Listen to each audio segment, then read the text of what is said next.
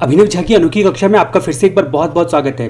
हम लोग यहाँ पर कौन से चैप्टर की बात कर रहे थे? हम लोग बात कर रहे थे चैप्टर नंबर 2, जहाँ पर हम लोग बात कर रहे थे मैनेजमेंट लेवल सिस्टम के बारे में। यहाँ तक हम लोगों ने कौन सी बातें जानी? अगर पूरी कहानी देखने की बात करते हैं तो हम लोग MIS के बारे में जान रहे थे, जहाँ पर बात कर रहे थे कि MIS एक ऐसा प्रकार का रिपोर्टिंग टूल होता है जो कि स्ट्रक्चर्ड डिसीजन लेने में हेल्प करता है। मतलब टेबल, चार्ट, ग्राफ वगैरह के फॉर्म में आपको दर्शाने की एबिलिटी होती है। सारे जो इन्फॉर्मेशन होते हैं उसका रिपोर्ट देता है। जो MIS होता है एक रिपोर्टिंग टूल होता है, मात्र एक रिपोर्टिंग टूल होता है। ज़्यादातर केस में क्या होता है कि 99.99% ये आपके ऑर्गेनाइजेशन के इंटरनल डाटा को ही रखता है, जिसके हिसाब से वो रिपोर्ट करता है।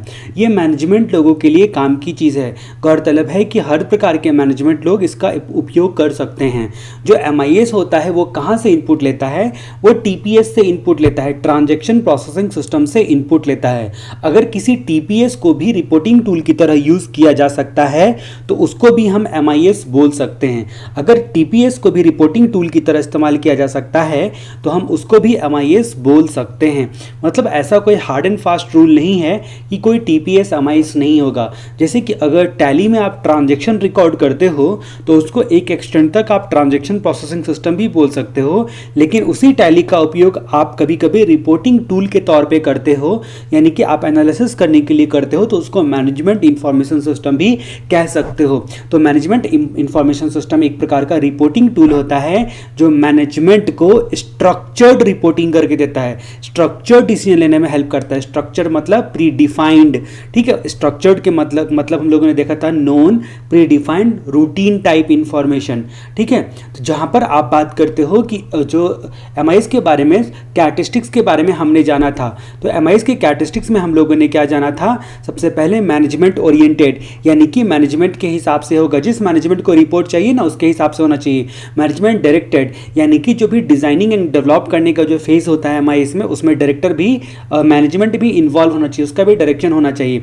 उसके बाद इंटीग्रेटेड, तो जितने भी चीज़ें इंफॉर्मेशन हैं, ठीक है, वो इंटीग्रेटेड मैनर में प्रेजेंट होना चाहिए। फंक्शनल, ऑपरेशनल, सारे इंफॉर्मेशन एक प्लेस पर इंटीग्रेटेड मैनर में आपके जो है मिल जाना चाहिए। क्योंकि आपको एक, मान लीजिए कि चार्ट के फॉर्म में आप सबको सब कुछ एनालिसिस करना है, रिलेटेड जितनी भी चीज़ें हैं। मान लीजिए आप सेल्स का डाटा एनालिसिस करना चाहते हो तो सेल्स के रिलेटेड सारी चीज़ें एक साथ होनी चाहिए। उसके बाद common data flow, common database, ठीक है, common data flow, common database. तो कॉमन डेटाबेस होने से क्या फ़ायदा होगा? अपडेट, डिलीट, प्रोटेक्ट करना आसान हो जाएगा। कॉमन डेटा फ्लो से क्या फ़ायदा हो जाएगा? डेटा डुप्लीकेशन नहीं होगा, ठीक है, डेटा डुप्लीकेशन नहीं होगा। प्रोसेस और सारी जानकारियाँ जो है वो बेसिक जो जानकारियाँ जो है ऑलरेडी हैं वो दोबारा नहीं ली जाएगी, ठीक है। जैसे अगर मान लीजिए कि आपके पास आधार कार्ड है, उस आधार कार्ड में जो बेसिक जानकारियाँ हैं वो सरकार के पास है, तो आपसे एडिशनल जानकारियाँ पूछता है। जैसे वहाँ आधार कार्ड में ब्लड ग्रुप नहीं है तो आपसे ब्लड ग्रुप पूछा, ठीक है, तो कॉमन डेटा फ्लो हो गया।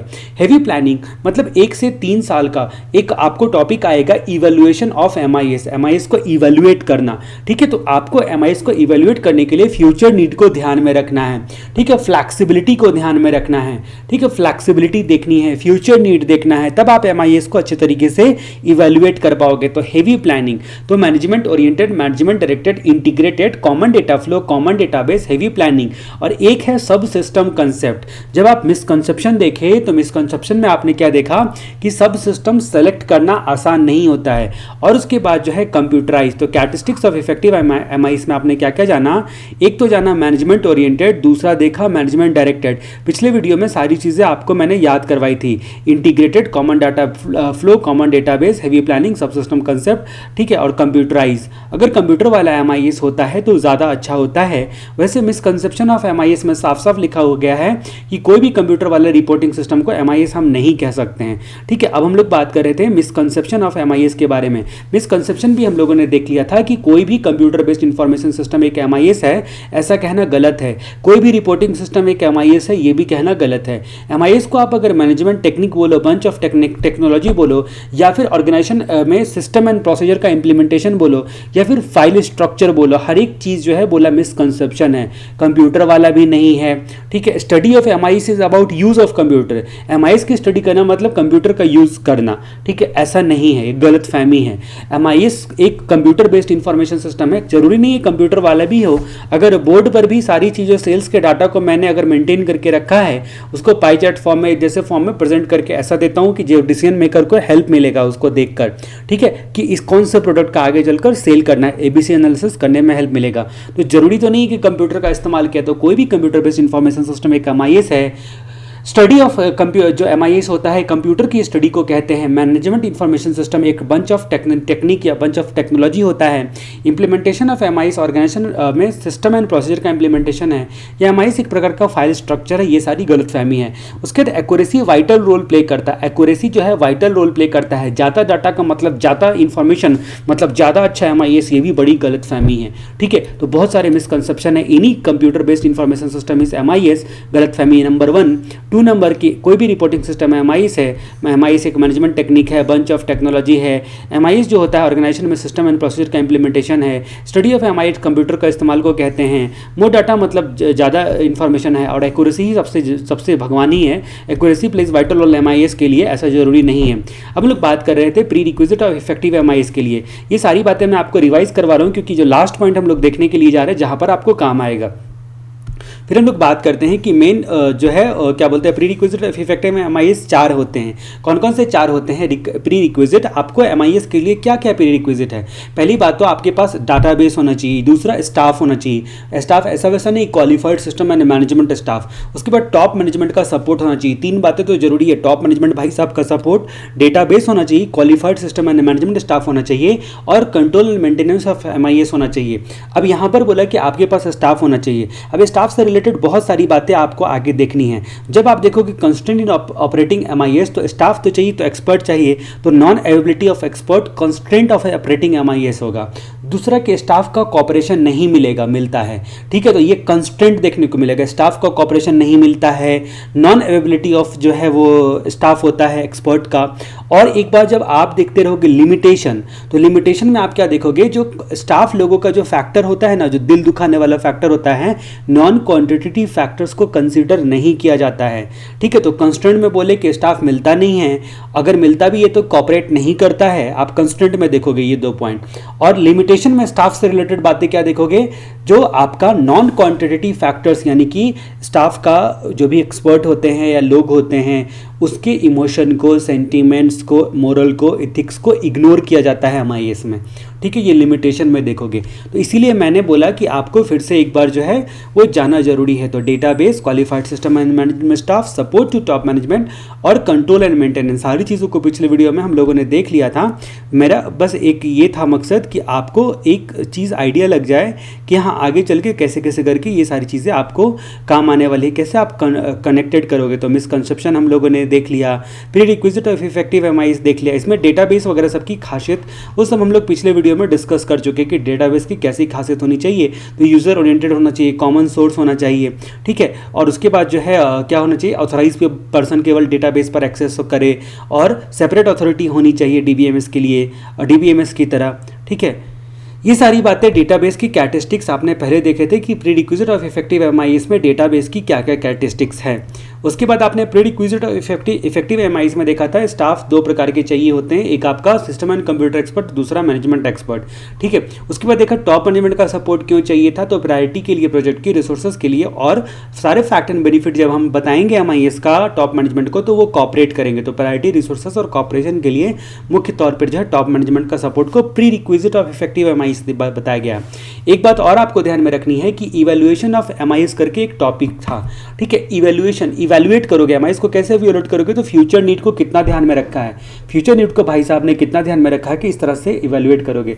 फ्लैक्सिबिलिटी, अगर सडन या अनएक्सपेक्टेड इवेंट आ जाता है, अगर कुछ अचानक या सडन या अनएक्सपेक्टेड इवेंट आ जाता है तो उसमें कैसे टैकल किया जाएगा, यूजर एंड डिजाइनर का व्यूज लिया है कि नहीं। तो ये फ्यूचर नीड, फ्लैक्सिबिलिटी, ये जो फ्लैक्सिबिलिटी की बात हमने अभी करी ना कि इवैल्यूएट करने के लिए एमआईएस का, यह आपको लिमिटेशन में काम आएगा। फ्लैक्सिबिलिटी की कमी होती है, तो वहाँ पर आपको देखने को मिलेगा कि आपका जो क्विक अपडेट की फैसिलिटी नहीं होती क्योंकि फ्लैक्सिबिलिटी कम है, ठीक है। Lack of quick updation, MIS में लिमिटेशन मिलेगा, लैक ऑफ क्विक अपडेशन। तो इसकी वजह से जो आप पढ़ते रहोगे तो दिमाग में कुछ चीज़ें जहन में बैठाओ कि जो आपका एक दूसरे से कनेक्टेड है सारी चीज़ें, ठीक है। तो कहीं पॉइंट इवेल्युएट करने में है, कहीं पॉइंट कंस्ट्रेंट में है, कहीं कैरेक्टरिस्टिक्स में है, ठीक है, कहीं जो है आपने मिसकंसेप्शन में देखा, वो सब को कुल मिला जुला के आपको एक तरह के एमआईएस के बारे में सारे पॉइंट्स को मिला जुला के आपको कंक्लूड करना है कि उसमें बेसिक बातें जो हैं वो घुमा फिरा के देखोगे, सारे चीज़ों में एक ही तरह से लिखा हुआ है लेकिन स्टडी मॉडल के हिसाब से आपको लिखना है। और major constant of operating MIS में आपने देखा था स्टाफ की नॉन अवेलेबिलिटी ऑफ एक्सपर्ट मिलता नहीं है, ठीक है। अगर मिलता है तो कॉपरेशन फ्रॉम स्टाफ की कमी रह जाती है। और उसके बाद कंस्टेंट में देखा था, जो कैरेक्टरिस्टिक्स में आपने देखा था, सब सिस्टम कंसेप्ट एक कैरेक्टरिस्टिक्स होता है, सब सिस्टम में बांटना एक कैरेक्टरिस्टिक्स होता है, लेकिन सब सिस्टम सेलेक्ट करने का प्रॉब्लम भी होता है कंस्ट्रेंट इन ऑपरेटिंग एमआईएस में। जैसे कि मान लीजिए कि हमारा तो जैसे वेबसाइट बनाया तो उसमें आसान से हम लोगों ने कैटेगरी डाल दी, CS, CMA, उसके बाद CMA old course, new course, group 1, group 2, CPT, foundation, final वगैरह वगैरह, कैटेगरी आसान है। लेकिन जब एमआईएस कंपनी का बनाते हो ना तो उसमें क्या होता है, सब सिस्टम सेलेक्ट करने का प्रॉब्लम होता है, सब सिस्टम सेलेक्टिंग प्रॉब्लम साफ साफ बोल दिया गया, स्टैंडर्ड नॉट अवेलेबल, ठीक है। एक ये भी प्रॉब्लम होता है कि स्टैंडर्ड अवेलेबल नहीं होता है, ठीक है। तो इस तरह से लिमिटेशन ऑफ एमआईएस की हम लोग बात करते हैं। यहाँ पर समझने के लिए मैं आपको एक मेमोरी टेक्निक बताता हूँ जिसका वास्तविक लिमिटेशन से कोई संबंध नहीं है। पहले ज़माने में जब आपका कॉस्टिंग का पेपर है उसमें जो पेपर था OR, जिसको पहले QT बोला जाता था, QT क्वांटिटेटिव टेक्निक बोला जाता था, ठीक है। यहाँ से हम लोग एसोसिएट करेंगे लिमिटेशन ऑफ एमआईएस को, ठीक है। तो पहले क्या होता था, QT नाम से ही जाहिर है कि क्वांटिटेटिव टेक्निक, मतलब असाइनमेंट, ट्रांसपोर्टेशन का केवल स्टेप जिसको पता होता था वो सॉल्व कर पाता था, ठीक है। तो लेकिन अभी ऐसा नहीं हुआ, अब जो कर दिया है उसका नाम बदल के ऑपरेशन रिसर्च OR कर दिया है। क्यों कर दिया है OR, हमारी यही कहानी से हम समझते हैं, वही हमारी लिमिटेशन ऑफ एमआईएस है। तो सबसे पहले दिमाग में क्या सवाल आया इंस्टीट्यूट का कि इज QT, क्या QT इग्नोर करता है अनस्ट्रक्चर्ड, तो मतलब क्या बोलते हैं उसको, स्ट्रक्चर्ड का मतलब क्या, जो स्टेप में बैठ जाता था आराम से, तो QT था वो, स्ट्रक्चर्ड था वो। पहले ज़माने में स्ट्रक्चर्ड प्रॉब्लम होता था, असाइनमेंट ट्रांसपोर्टेशन के स्टेप पता है, आराम से हो जाता था। ऑपरेशन नहीं, मतलब आपको रिसर्च नहीं करवाया जाता था, ऑपरेशन रिसर्च नाम दिया। तो अनस्ट्रक्चर्ड, फिर बोला कि कल्चर हो गया है कि सब स्टेप रट के जाते हैं, 4-5 क्वेश्चन असाइनमेंट, 4-5 क्वेश्चन ट्रांसपोर्टेशन का करके जाते हैं और एग्जाम में बैठ चले जाते हैं। तो इस QT ignore unstructured culture change, तो इसको जो है हमको चेंज करना पड़ेगा। ये हमारा लिमिटेशन ऑफ एमआईएस का मेमोरी टेक्निक है, ठीक है। अब ये कैसे मेमोरी टेक्निक है, जरा इसकी बात हम लोग करते हैं। आई का मतलब यहाँ पर क्या हो गया, पादुका की किताब में आपको मिलेगा एक GIGO प्रिंसिपल करके, जीगो प्रिंसिपल, मतलब गुड इनपुट गुड आउटपुट, यानी कि बैड इनपुट बैड आउटपुट। तो पहला लिमिटेशन है कि अगर इनपुट ही आपका खराब हो जाता है, बैड इनपुट होता है तो बैड आउटपुट होगा। अब जब बैड इनपुट की बात हम लोग करते हैं तो बैड आउटपुट की बात करते हैं, तो उसमें क्या होता है कि जैसे कि आपको एमआईएस में देखा था, TPS से इंफॉर्मेशन लेता है, TPS से एमआईएस आपका इंफॉर्मेशन लेता है और अदर सिस्टम से भी लेता है, लेकिन एमआईएस आपको इंटरनल इंफॉर्मेशन ही केवल लेता है, ऑर्गेनाइजेशन के बाउंड्री के अंतर्गत का इंफॉर्मेशन ही चाहिए। सेल्स, कितना बजट पर खर्चा किया था, क्या एडवर्टीजमेंट पर खर्चा किया था, कितना का बजट बनाया था, क्या कोई वेरिएंस है, ये सब जानना पड़ता है आपको। तो आप अपने ऑर्गेनाइजेशन की इफ एंड बट एनालिसिस सब करते रहते हो, ठीक है। तो लिमिटेशन ऑफ एमआईएस में क्या इनपुट बैड होगा तो आउटपुट भी बैड होगा। उसके बाद S का मतलब क्या हो गया, नॉट सब्स्टिट्यूट ऑफ क्या बोलते हैं उसको, मैनेजमेंट, इफेक्टिव मैनेजमेंट का सब्स्टिट्यूट नहीं होता है। एमआईएस एक प्रकार का तो रिपोर्टिंग टूल होता है, और जब ये केवल रिपोर्ट करेगा तो ये थोड़ी ना मैनेजमेंट का काम करेगा। आपने एमआईएस लगा लिया, इसका मतलब तो ये नहीं कि मैनेजमेंट टीम आपको बैठाने की जरूरत नहीं है, बैठाना ही पड़ेगा। तो आपका bad input bad output, not substitute of effective management. Q का मतलब क्या हो गया, क्यू का मतलब यहाँ पर हो गया क्विक अपडेट करने लायक फ्लैक्सिबिलिटी की कमी होती है। यही बात मैंने आपको बोली थी कि आप इवेल्युएट करते रहोगे उस वक्त फ्यूचर नीड फ्लैक्सिबिलिटी को ध्यान में रखते हो। तो यही बात बोलते हैं कि क्विक अपडेट नहीं हो पाता, ये लिमिटेशन है। एमआईएस की एक लिमिटेशन क्या है कि उसमें फ्लैक्सिबिलिटी की कमी होती है।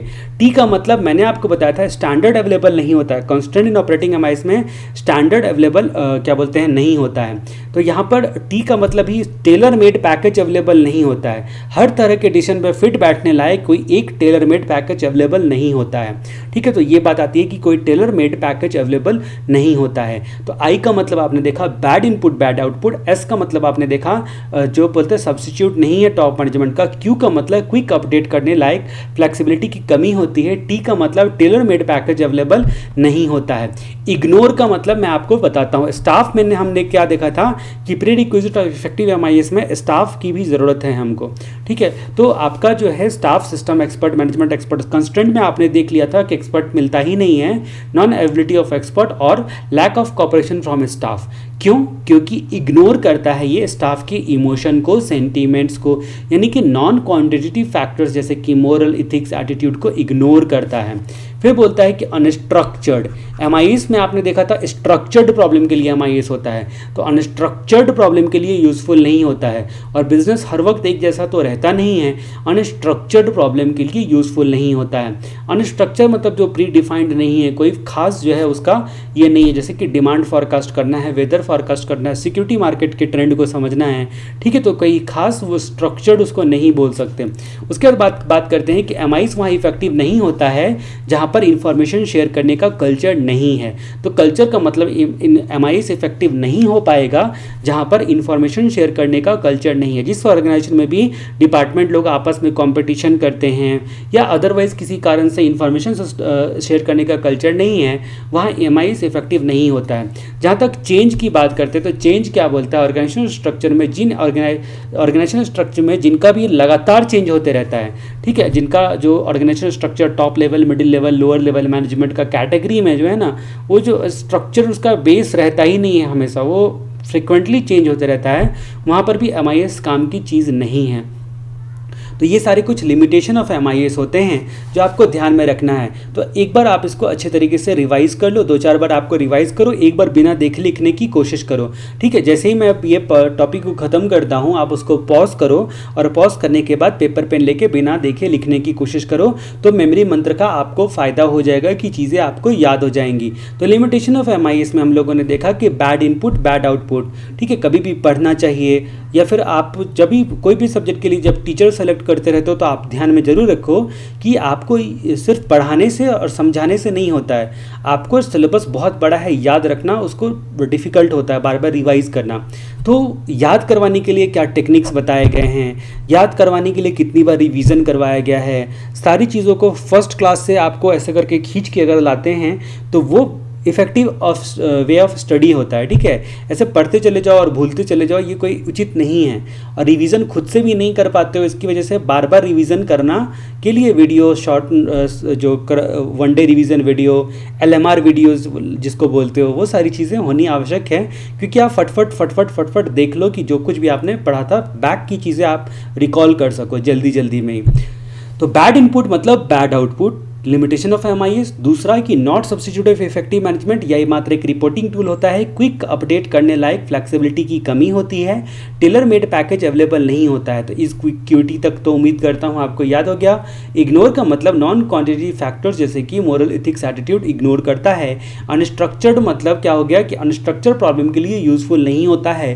कल्चर, तो कल्चर का मतलब ऐसे जहाँ पर इंफॉर्मेशन शेयर का कल्चर नहीं है वैसे ऑर्गेनाइजेशन के लिए अच्छा नहीं माना जाता है। चेंज का मतलब ऑर्गेनाइजेशन में जिन ऑर्गेनाइजेशन का में फ्रिक्वेंट चेंज होता रहता है वहाँ पर ये एमआईएस इफेक्टिव नहीं होता है, वहाँ पर ये एमआईएस इफेक्टिव नहीं होता है।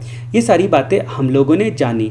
अब हम कहानी की बात आगे बढ़ाएंगे जिसको बोलेंगे डिसीजन सपोर्ट सिस्टम। अब हम लोग जो डिसीजन सपोर्ट सिस्टम के बारे में जानेंगे कि आखिर ये डिसीजन सपोर्ट सिस्टम क्या होता है, कैसे होता है, इसकी कहानी की हम चर्चा करेंगे।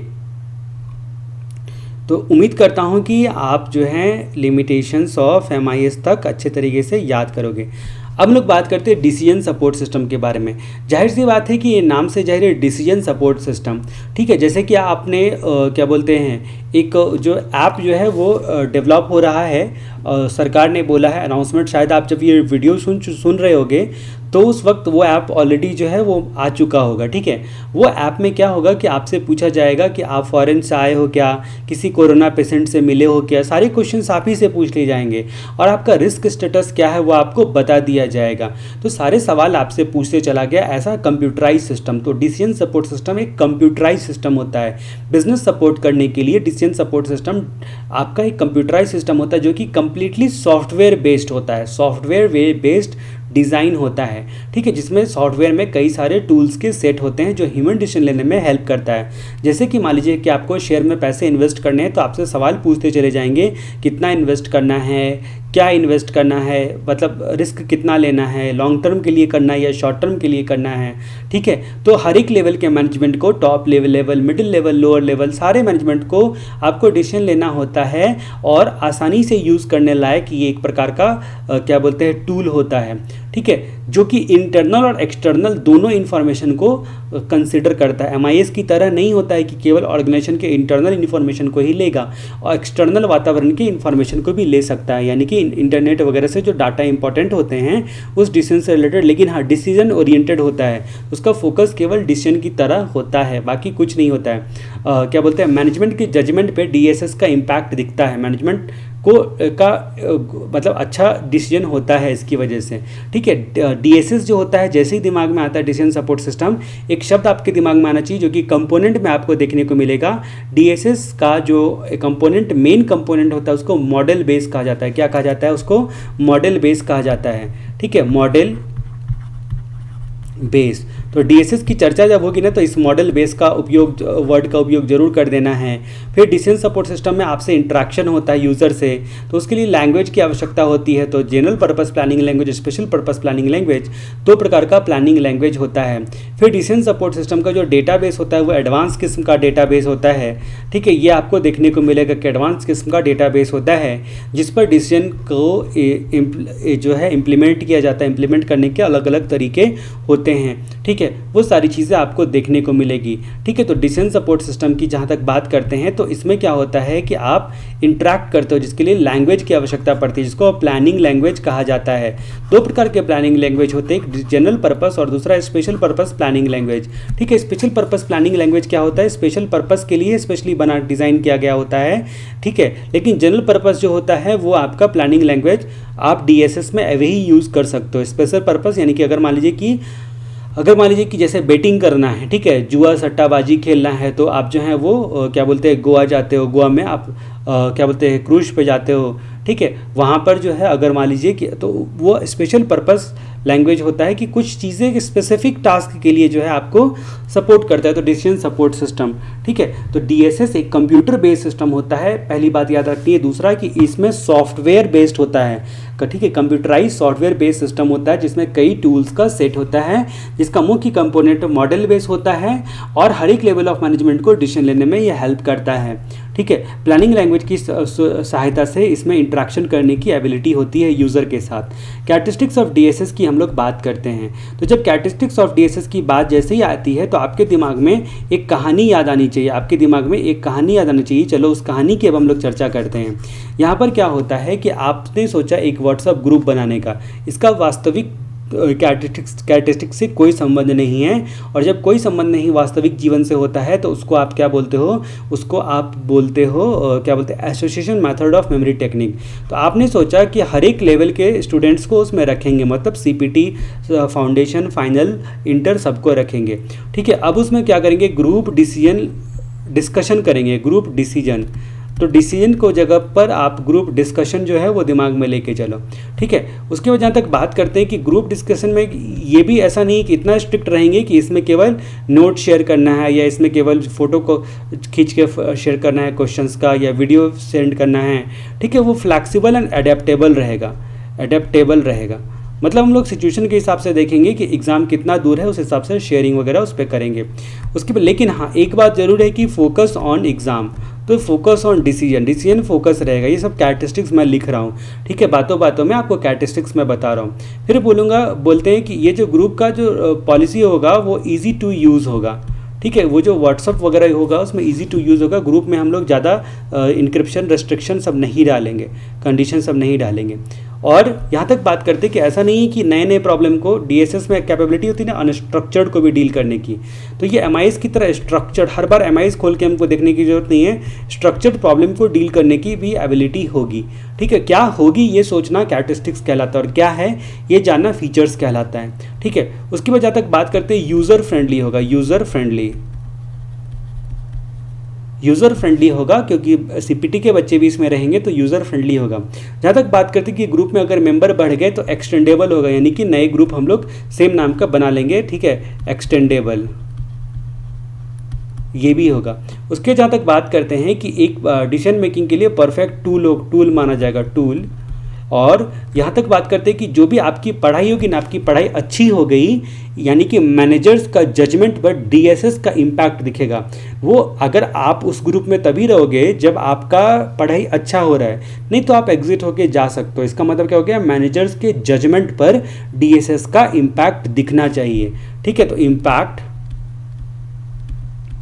Of DSS on management judgement, तो ये सारे कैरेक्टरिस्टिक्स है। चलिए अब हम लोग कैरेक्टरिस्टिक्स को समझते हैं। ये सारे पॉइंट्स को आपको ध्यान में रखना है कि सारे लेवल को मैनेजमेंट को, ना कि टॉप लेवल। ठीक है, एक एक पॉइंट आपको देखने को मिल जाएंगे। ठीक है, ऑर्डर आगे पीछे हो सकता है। उसके बाद जहाँ तक बात करते हैं कि इंडिविजुअल डिसीजन पर फोकस ना करके ग्रुप डिसीजन पर फोकस किया जाता है। Instead of helping individual working on independent task, it should able to help group making decision. Group making decision पर हेल्प किया जाता है फ्लैक्सिबल एंड अडेप्टेबल चेंजिंग वातावरण के हिसाब से। ठीक है, फोकस ऑन डिसीजन। ठीक है, यहाँ पर इंफॉर्मेशन एंड डाटा का बंच तैयार नहीं किया जाता है, केवल डिसीजन फोकस्ड होता है, इसलिए फोकस ऑन डिसीजन एक पॉइंट दिया गया। फिर जहाँ तक बात करते हैं कि easy to use, structured problem को भी डील करने की कैपेबिलिटीज़ होनी चाहिए। यूज़र फ्रेंडली, ये भी इंपॉर्टेंट कैरेक्टरिस्टिक्स है। एक्सटेंडेबल, ठीक है, एक्सटेंडेबल यानी कि यहाँ पर क्या हो गया कि आपका टाइम के साथ साथ अपडेट करने की और एक्सटेंड करने की एबिलिटी होनी चाहिए। उसके बाद जहाँ तक बात करते हैं कि डिसीजन मेकिंग के लिए परफेक्ट टूल है और इम्पैक्ट ऑफ डीएसएस मैनेजमेंट के जजमेंट पर दिखना चाहिए। मैनेजमेंट ने जो भी डिसीजन लिया है दिखना चाहिए कि डीएसएस है तो इसकी वजह से देखो कितना फ़ायदा हो गया है, डीएसएस है तो कितना फ़ायदा हो गया है, ये इम्पैक्ट दिखना चाहिए। ठीक है, ये सारी बातें कहानी आपको याद रखनी है। तो कैरेक्टरिस्टिक्स ऑफ डीएसएस में देखा सारे लेवल मैनेजमेंट, उसके बाद ग्रुप डिसीजन, इंडिविजुअल पर फोकस नहीं, फ्लैक्सिबल एंड एडेप्टेबल, और उसके बाद जो है क्या बोलते हैं उसको, सारे डेटा एंड इन्फॉर्मेशन का बंच नहीं बनाना है, डिसीजन फोकस्ड डाटा चाहिए केवल। Easy to use, structure problem जो होता है उसमें एमआईएस की तरह जो हेल्प करने के लायक होना चाहिए। उसके बाद user friendly, extendable, decision making और आपका मैनेजर्स जजमेंट, ये सारे कुछ पॉइंट्स हो गए। मैनेजर्स जजमेंट पर इम्पैक्ट दिखना चाहिए। तो ये कहानियाँ जो है वो आपको ध्यान में रखनी है।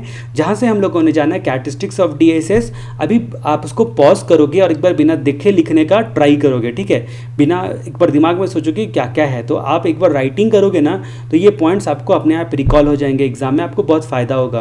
तो ऑल लेवल ऑफ मैनेजमेंट, ना कि केवल टॉप मैनेजमेंट, ग्रुप डिसीजन में हेल्प करता है, flexible and adaptable, focus on decision, easy to use, structured problem MIS की तरह उसको भी हेल्प करता है, user friendly, extendable, decision making और मैनेजर्स जजमेंट। आप इसको 6-7 बार जो है मन में दोहराओ, उसके बाद जो है वो लिख लो तो आपको याद हो जाएगा characteristics of decision support system जो है वो क्या होता है। हम लोग बात करते हैं components of decision support system के बारे में। मैंने एक कंपोनेंट के बारे में पहले ही बता दिया था जिसको बोलते थे मॉडल बेस। उससे पहले कंपोनेंट जो होता है, सबसे पहला कंपोनेंट डीएसएस का यूज़र होता है, जिसके पास अनस्ट्रक्चर्ड या सेमी स्ट्रक्चर्ड प्रॉब्लम होता है। आपका प्रॉब्लम है तभी आप डीएसएस की मदद लेने के लिए जाओगे। मैनेजर के पास बेसिक कंप्यूटर नॉलेज होना चाहिए और स्टाफ स्पेशलिस्ट, 2 प्रकार के लोग यूज़र हो सकते हैं। ठीक है, तो एक तो मैनेजर जिसको बेसिक कंप्यूटर नॉलेज है, आपको कंप्यूटर ऑन करने आता है, उसको जो है वो सवाल पूछते चला जाएगा, आप उत्तर देते चले, आपको डिसीजन मेकिंग में वो हेल्प कर देगा, तो यूज़र।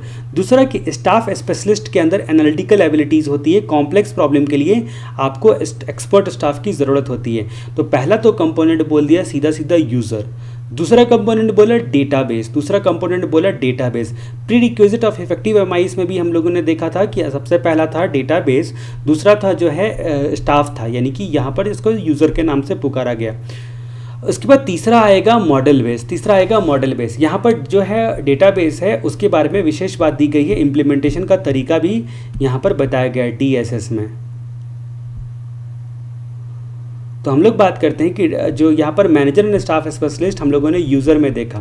डेटाबेस की जहाँ तक बात करते हैं तो आपका ये भी रिक्वायर्ड है, किस चीज़ के लिए, डीएसएस के लिए जो है ये रिक्वायर्ड है, डेटाबेस जो है डीएसएस के लिए रिक्वायर्ड है। अब हम लोग बात करते हैं जो डेटाबेस होता है इस पर यहाँ पर बोला गया इम्प्लीमेंटेशन ऑफ डेटाबेस 3 लेवल पर, फिजिकल, लॉजिकल और एक्सटर्नल लेवल पर। फिजिकल लेवल पर, उसके बाद जो है लॉजिकल लेवल पर और एक्सटर्नल लेवल पर। अब यहाँ पर बात करते हैं कि फिजिकल लेवल मतलब क्या हो गया। डेटाबेस जो होता है, कभी भी कोई डेटाबेस होता है तो आपको पता है ना कि जो आपके पास मान लीजिए कि पेन ड्राइव है तो उस पर भी तो लिखा होगा ना कि कौन सा कॉस्टिंग का है, कौन सा डीटी का है, कौन सा आईडीटी का है, कौन सा इसका का है। ठीक है, तो फिजिकल लेवल यानी कि प्रोसेसर के हार्ड डिस्क पर जो ऑपरेटिंग सिस्टम होता है उस पर आपको पता रहता है कि मतलब प्रोसेसर के हार्ड डिस्क पर इस तरह से स्टोर कि operating system access and control किया जा सके। मतलब वो प्रोसेसर के फिजिकली किस तरह से स्टोर रहता है वो डिज़ाइन होता है। ठीक है, जैसे कि आपको पता है कि क्या बोलते हैं, जैसे आपका जो है हार्ड डिस्क है, कंप्यूटर का हार्ड डिस्क है जो कि स्टील की तरह दिखता है, आपने कभी देखा होगा अंदर से खोल के सीडी की तरह दिखता है। ठीक है, अब वो हार्ड डिस्क जो होता है उसको जब फॉर्मेटिंग करते रहते हैं, जब आप क्या बोलते हैं ऑपरेटिंग सिस्टम डालते हो फिर उसको फॉर्मेट करते हो, ड्राइव में बांटते हो। ठीक है, तो इस तरह से जो यहाँ पर बोलता है कि फिजिकल लेवल, तो ड्राइव में बांट कर डी ड्राइव, सी ड्राइव, ये जो आपको दिख रहा है वो फिजिकल लेवल पर प्रोसेसर के हार्ड डिस्क पर इस तरह से जो है लिखा जाता है। एक दूसरा एग्जाम्पल अगर ले सकते हो तो फिजिकल लेवल पर मतलब आपने जो है वो हर पेन ड्राइव पर अलग अलग नाम लिख के रखे, ये डीटी का आईडीटी का मार्कर पेन से। तो फिजिकल लेवल पर आपने डेटाबेस का, आपका वो डेटाबेस है उसको आपने जो है ये करके रखा है। लॉजिकल लेवल की जहाँ तक बात करते हैं तो प्रोग्रामर जिसके पास डीबीएमएस का पूरा नॉलेज होता है, ठीक है, डेटाबेस का मैनेजमेंट का पूरा नॉलेज होता है, वो क्या करता है टेबल बनाकर रो एंड कॉलम के बीच में रिलेशनशिप स्टेब्लिश करता है, लॉजिकली डिज़ाइन करता है। ठीक है, लॉजिकली डिज़ाइन करता है, ये प्रोग्रामर ही कर सकता है। लॉजिकल लेवल पर उसको जो है क्या बोलते हैं डेटाबेस से रिट्रीव हो जाएगा सिस्टम को। तो सिस्टम का जो लॉजिक होता है, जो लैंग्वेज होता है, वो प्रोग्रामर को आता है। डीबीएमएस जो है उसने एक्सपर्टीज़ ली रहती है, तो प्रोग्रामर जो होता है वो लॉजिकल लेवल पर डेटाबेस को इम्प्लीमेंट करता है। उसके जहाँ तक बात करते हैं एक्सटर्नल लेवल, तो physical level, logical level, external level. External level में 2 प्रकार का लेवल पर बनाया जाता है, एक इसको बोलते हैं स्कीमा और दूसरा बोलते हैं सब स्कीमा। सब स्कीमा। अब स्कीमा किसको बोलते हैं, तो डेटा अरेंज इस तरह से कि एक कैटेगरी का रिलेटेड इन्फॉर्मेशन एक जगह आपको मिल जाए। इस तरह से जैसे मान लीजिए कि आप YouTube से बहुत सारे 50 वीडियो डाउनलोड कर लिए, ठीक है, तो आपने एक IDT फोल्डर बनाया, एक DT फोल्डर बनाया, इसका फोल्डर बनाया, कॉस्टिंग फोल्डर बनाया। तो आपने क्या किया, IDT बना लिया। तो उस IDT में जितने भी IDT के आपने अलग अलग टीचर्स की डाउनलोड करी है, ठीक है, तो उसको बोलेंगे कि डेटा इस तरह से अरेंज कि कैटेगरी का रिलेटेड इन्फॉर्मेशन एक जगह पर मिल जाए। तो IDT का एक जगह मिल गया, एक कैटेगरी का एक जगह पर मिल गया। अब उस स्कीमा के अंदर में सब स्कीमा बनाया, मतलब स्कीमा के अंदर में सब स्कीमा में डिवाइड किया, मतलब एक मैनेजर के लिए जो रिलेवेंट होता है। एग्जाम्पल के तौर पे देखो कि आईडीटी हर एक टीचर्स वाइज आपने बना लिया और एक टीचर का वीडियो फिर उस फोल्डर में डाल दिया कि ये फलाना टीचर का, ये फलाना टीचर का, उसके अंदर में जो है पेस्ट करते चले गए आप। तो उसको बोले सब स्कीमा, यानी कि स्कीमा में क्या होता है कि क्या बोलते हैं एक कैटेगरी का अरेंज करते हो रिलेटेड इन्फॉर्मेशन एक जगह। सब स्कीमा में क्या करते हो, उस कैटेगरी को भी डिवाइड करते हो, ठीक है, हर मैनेजर के पॉइंट ऑफ व्यू से, मैनेजर के रिलेवेंट के हिसाब से। तो physical level, logical level, external level, वो किस लैंग्वेज में, एक बार जस्ट आप इसको रीड कर लो और स्टडी मटेरियल से और कुछ पॉइंट्स के रिगार्डिंग नोटिस कर लो। फिर जहाँ तक हम लोग बात करते हैं जो डीएसएस होता है उसके एग्जाम्पल की जब बात करते हैं, डिसीजन सपोर्ट सिस्टम में जब आप यूज़ करने के लिए जाते हो तो एग्जाम्पल अगर आपसे पूछा तो डिसीजन सपोर्ट सिस्टम, आपने कैपिटल बजटिंग में डिसीजन ट्री पढ़ा होगा, ठीक है, तो कैपिटल बजटिंग का भी एक एग्जाम्पल है। डिसीजन ट्री जो है वो आपने देखा होगा, तो कैपिटल बजटिंग भी जो है एक एग्जाम्पल है। दूसरा कि आपने जो है वो स्टैंडर्ड कॉस्टिंग आप पढ़ते हो कॉस्टिंग में, जिसमें वेरिएंस एनालिसिस करते हो, बजटेड और एक्चुअल का वेरिएंस एनालिसिस करते हो। तो ये भी काम आपको कौन करके दे सकता है, ये काम भी कैपिटल बजटिंग का काम, बजट वेरिएंस एनालिसिस का काम, ये डीएसएस की सहायता से हो सकता है। कॉस्ट अकाउंटिंग सिस्टम के अदर काम, उसके जनरल डिसीजन सपोर्ट सिस्टम जो है, ये सब एग्जाम्पल ऑफ डीएसएस कहे जाएँ in accounting. Example of DSS in accounting बोला तो कैपिटल बजटिंग, आपको उसके बाद जो है स्टैंडर्ड कॉस्टिंग का variance analysis, cost accounting system और जनरल डिसीजन सपोर्ट सिस्टम जो है, ये 4 बातें याद आनी चाहिए। देखिए चीज़ें तो बहुत आसान होती है लेकिन एंड टाइम पे अगर याद नहीं आया उसका कोई फ़ायदा नहीं होता है। अब हमारी कहानी आगे बढ़ती है और हम बात करते हैं किस चीज़ के बारे में, तो हम कहानी को आगे बढ़ा के बात करते हैं difference between DSS and traditional MIS. Traditional MIS और डीएसएस में क्या क्या डिफरेंस होता है, ठीक है, डिफरेंस क्या क्या होता है, ज़रा इसकी बात हम लोग करते हैं। अब जब ये डिफरेंस की बात आएगी ना, तो आपको क्या ध्यान आना चाहिए, आपको ध्यान आना चाहिए क्या बोलते हैं उसको, POFA system and design, POFA, POFA, POFA system design. तो आप इमेजिन करो आप एग्ज़ाम हॉल में बैठे हुए हो, ठीक है, एग्ज़ाम हॉल में बैठे हुए हो, फिर आपको difference between DSS and traditional MIS पूछ दिया। आपका सडनली दिमाग जो है चौक हो गया, समझ में नहीं आ रहा है क्या है। फिर आप सोचे कि अरे ये जो डेस्क है जिस पे आपको बिठाया गया है डेस्क बेंच पे, वो सोफ़ा की तरह है, वो सोफ़ा की तरह सॉफ्ट है। फिर आपने सोचा कि ये अगर उल्टा लटक जाए, इमेजिन करने लगे उल्टा लटक जाए, तो उसको क्या बोलोगे, सोफ़ा तो बोलना उचित नहीं रहेगा, उसको पोफा बोलोगे।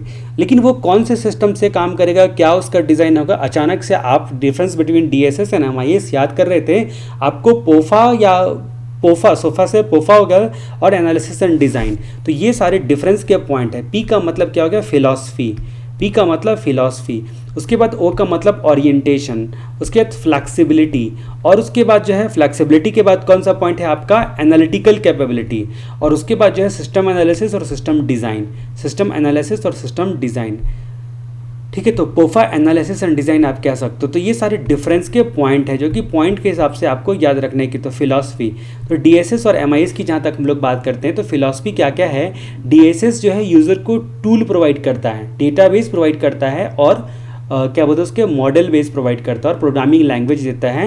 ये 4 चीज़ें देता है जिस पर जो है डीएसएस काम करता है। तो डीएसएस के काम करने के लिए आपको बहुत सारे टूल्स होते हैं, ठीक है, सॉफ्टवेयर बेस्ड टूल्स होते हैं, ये हमने देखा था।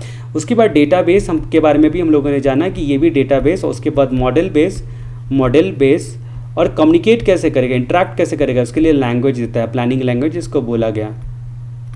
तो ये आपका जो है फिलॉसफी होता है। एमआईएस में इतना टेंशन नहीं है। एमआईएस में का फिलॉसफी होता है स्ट्रक्चर्ड इन्फॉर्मेशन के लिए स्ट्रक्चर्ड रिपोर्टिंग टूल होता है, रिपोर्ट टूल होता है जो कि टीपीएस एंड अदर जगह से इंफॉर्मेशन लेता है, ठीक है। अब यहाँ पर बात करते हैं कि ओरिएंटेशन, डीएसएस जो होता है ना, वो एक्सटर्नल ओरिएंटेशन, इसको आप कह सकते हो एक्सटर्नल, और इसको बोल सकते हो इंटरनल। इनफैक्ट ये इंटरनल एंड एक्सटर्नल दोनों का इन्फॉर्मेशन लेता है। तो ओरिएंटेशन क्या हो गया कि डीएसएस, डिसीजन सपोर्ट सिस्टम जो होता है, वो ऑर्गेनाइजेशन के अंतर्गत के इंटरनल और एक्सटर्नल दोनों इन्फॉर्मेशन को लेगा, लेकिन एमआईएस केवल इंटरनल इन्फॉर्मेशन को देगा क्योंकि वो एक रिपोर्टिंग टूल है। फिर जहाँ तक बात करते, जो पोफा का अगला पॉइंट था फ्लैक्सिबिलिटी, एफ का मतलब फ्लैक्सिबिलिटी। फ्लैक्सिबिलिटी डीएसएस में बहुत ज़्यादा होती है, और उसके बाद जो है एमआईएस में नहीं होती फ्लैक्सिबिलिटी। तो एक प्रॉब्लम था वहाँ का, तो लिटिल फ्लैक्सिबिलिटी कह सकते हो, लेकिन एमआईएस में फ्लैक्सिबिलिटी नहीं होती है, ठीक है। फ्लैक्सिबिलिटी होती तो क्विक अपडेशन की एबिलिटी हम लोगों को लिमिटेशन में देखने को नहीं मिलता। अगर फ्लैक्सिबिलिटी होती तो हम लोगों ने देखा था क्या बोलते हैं, फ्यूचर नीड और फ्लैक्सिबिलिटी इवैल्यूएशन ऑफ एमआईएस, ठीक है, तो वो आपको प्रॉब्लम नहीं करता। तो फ्लैक्सिबिलिटी की कमी होती है किसमें, एमआईएस में। उसके जहाँ तक बात करते हैं एनालिटिकल कैपेबिलिटी, तो डिसीजन सपोर्ट सिस्टम नाम ही है, डिसीजन लेने के लिए एनालिटिकल कैपेबिलिटी होती है, ठीक है। वो आपको हेल्प करेगा ना, वो आपको बताएगा। जैसे इन्वेस्टमेंट करना है तो पूछा कितना करना चाहते हो, लॉन्ग टर्म के लिए, शॉर्ट टर्म के लिए करना चाहते हो, ठीक है, और जैसा भी करना चाहते हो आप जो है स्क्वायर ऑफ करने का कब विचार करते हो, क्या आपका मकसद क्या है, फ़ायदा कमाना है या कैपिटल गेन कमाना है या डिविडेंड कमाना है, क्या आपको कमाने का मकसद है, बहुत सारे रिस्क कितना लेना चाहते हो, ठीक है, उस हिसाब से लास्ट में आपको बताता है। तो एनालिटिकल एबिलिटी जो होती है डिसीजन सपोर्ट सिस्टम में ज़्यादा होती है, एमआईएस में नहीं होती है, लेकिन इसीलिए लिटिल बोल दिया गया है। फिर जहाँ तक बात करते हैं सिस्टम एनालिसिस की, तो सिस्टम एनालिसिस की जब हम लोग बात करते हैं तो डीएसएस जो होता है वो आपका कौन सा टूल यूज़ करना है इस बात पर फोकस करता है। सिस्टम एनालिसिस मतलब कौन सा टूल यूज़ करना है एनालिसिस करने के लिए, इस बात पर फोकस करता है। लेकिन डीएसएस स्टैटिक इन्फॉर्मेशन, जो ज़रूरत का स्टैटिक इन्फॉर्मेशन होता है ना, केवल उसी पर फोकस करता है, ठीक है। उसके बाद सिस्टम डिज़ाइन मतलब क्या होगा, डीएसएस में इंटरेक्शन होता है प्लानिंग लैंग्वेज से, तो ये इंटरेक्टिव अप्रोच को फॉलो करता है। और क्या बोलते हैं, एमआईएस जो होता है वो इन्फॉर्मेशन रिपोर्ट को फॉलो करता है, ठीक है। स्टडी मटेरियल उम्मीद करता हूँ आपके सामने में खुली हुई होगी और आपको ये सारी बातें जो है वो समझ में आ रही होगी, क्योंकि स्टडी मटेरियल से आपको मार्क करते चले जाना है, ठीक है, क्योंकि वहाँ से भी आपको बार बार वहाँ से रिवाइज करना ही पड़ेगा आपको। तो हम लोगों ने बहुत सारी बातें देखी कि डीएसएस की फ़िलॉसफी क्या होती है कि इसमें जो आपका यूज़र लोगों को टूल्स और डेटाबेस और मॉडल बेस लैंग्वेज ये सब प्रोवाइड कर दिया जाता है और डिसीजन लेने में उनको हेल्प मिलता है। एमआईएस में हम लोगों ने देखा कि स्ट्रक्चर्ड इन्फॉर्मेशन के लिए हेल्प मिलता है। ओरिएंटेशन में हम लोगों ने देखा कि डीएसएस जो होता है एक्सटर्नल और एमआईएस इंटरनल। फ्लैक्सिबिलिटी अगले पॉइंट में हम लोगों ने देखा कि फ्लैक्सिबिलिटी डीएसएस में ज़्यादा और एमआईएस में कम। एनालिटिकल कैपेबिलिटी में हम लोगों ने देखा डीएसएस में ज़्यादा एमआईएस में कम। उसके बाद जहाँ तक बात करते हैं कि सिस्टम एनालिसिस और सिस्टम डिज़ाइन में देखा, यहाँ पर बोलता है कि डीएसएस सिस्टम एनालिसिस करता है कि कौन से टूल्स को यूज़ करना है और एमआईएस स्टैटिक इन्फॉर्मेशन देने तक की केवल बात करता है। सिस्टम डिज़ाइन की जब हम लोग बात करते हैं तो ये सिस्टम डिज़ाइन डीएसएस का इंटरैक्टिव प्रोसेस होता है, इंटरैक्टिव। लेकिन सिस्टम डिज़ाइन कुछ इस तरह से होता है एमआईएस में कि केवल वो रिपोर्ट देता है, उसके अलावा कुछ काम ही नहीं करता है। ठीक है, तो ये सारी बातें हम लोगों ने जानी। अगले पॉइंट को हम लोग जो कवर करेंगे उसको बोला गया है strategic level system. Strategic level system में हम लोग ईआईएस देखेंगे। इस चीज़ को हम लोग अगले वीडियो में कवर करेंगे। ठीक है, तब तक के लिए जयराम जी की अगले वीडियो में हम लोग कवर करेंगे सारी चीज़ों को।